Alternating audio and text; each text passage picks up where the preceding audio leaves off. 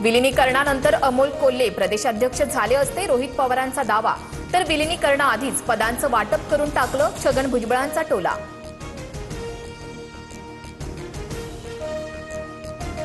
शरद पवारांनी राज्यसभेची निवडणूक लढवण्याची इच्छा व्यक्त केली. पवारांच्या भूमिकेवर मवियात चर्चा होईल, संजय राऊतांची माहिती.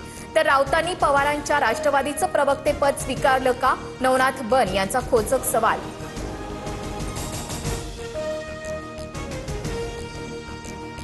बिहारनंतर आता महाराष्ट्राची वेळ. एप्रिलमध्ये SIR प्रक्रिया सुरू करण्याच्या हालचालींना वेग. केंद्रीय निवडणूक आयोगाकडून तयारीचे निर्देश.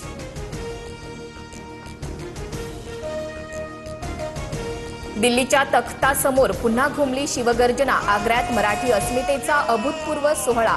लाल किल्ल्यावर शिवजन्मोत्सवाचा ऐतिहासिक जल्लोष.